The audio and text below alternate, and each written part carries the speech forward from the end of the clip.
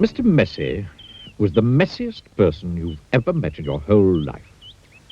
He looked messy because he was messy in everything he did. You could always tell where Mr. Messy had been because he left a trail of messy fingerprints wherever he'd been. Oh, yes, Mr. Messy was messy by name, messy by nature. Mr. Messy lived in a particularly messy-looking house. Paint was peeling, windows were broken, there were tiles missing from the roof. The flower beds were overgrown with weeds, and the garden gate was off its hinges. And had Mr. Messy cut the grass in his garden lately? He had not. One morning, Mr. Messy woke up in his messy bed, yawned, scratched, got up, cleaned his teeth, leaving the top off the toothpaste, had his breakfast, spilling cornflakes all over the floor, and then set out for a walk, tripping over a brush he'd left lying in the garden 2 weeks before. There was a wood behind Mr. Messy's messy house with the messy garden, and that's where he went for his walk.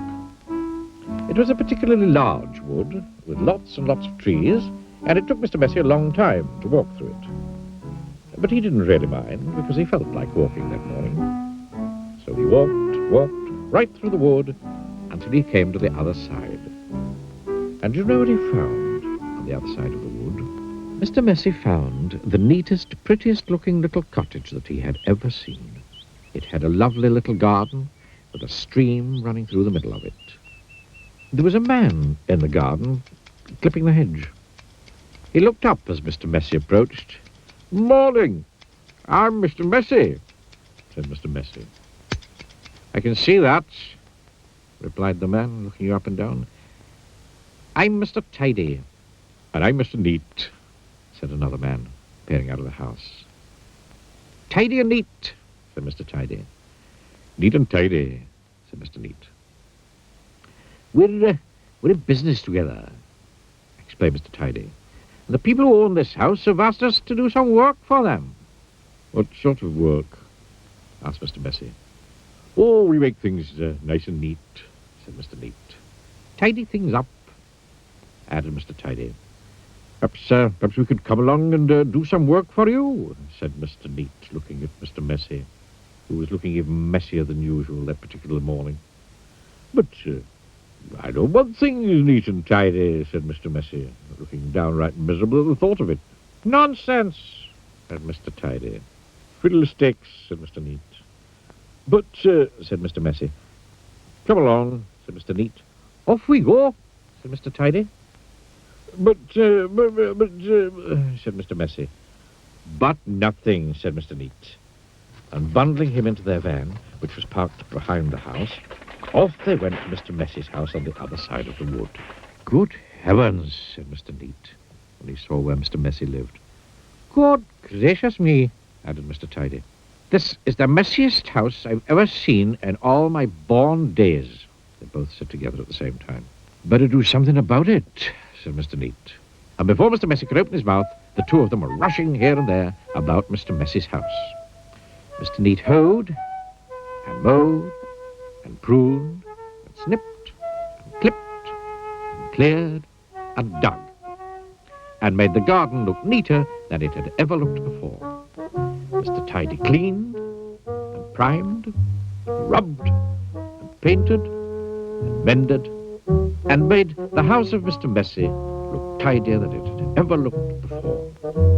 Then they both went inside the house. "Good heavens," said Mr. Neat for the second time that morning. "Good gracious," said Mr. Tidy for the second time that morning. And then they set about cleaning the house from top to bottom.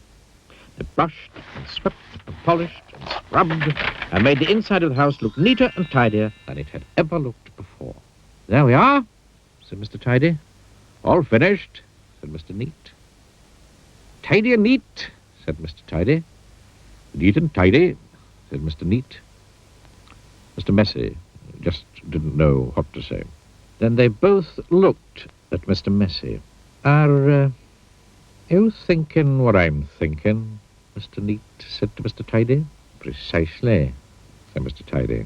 What we're both thinking, boy," they said together to Mr. Messy, "is that Now the house is so neat and tidy. You are much too messy to live in it. But, said Mr. Messy. But whatever Mr. Messy said was no use, and Mr. Neat and Mr. Tidy whisked him off to the bathroom upstairs. It had been the messiest room in the house, but now, of course, it was as bright as a new pin. Then Mr. Neat got hold of one of Mr. Messy's arms, and Mr. Tidy got hold of the other arm, and they picked him up and put him straight into the bath. Mr. Messy wasn't used to having baths. Mr. Neat and Mr. Tidy washed, and brushed, and cleaned, and scrubbed, and combed Mr. Messy until he didn't look like Mr. Messy at all. In fact, he looked the opposite of messy. He looked at himself in the mirror. You know what I'm going to have to do now?" he said in a rather fierce voice.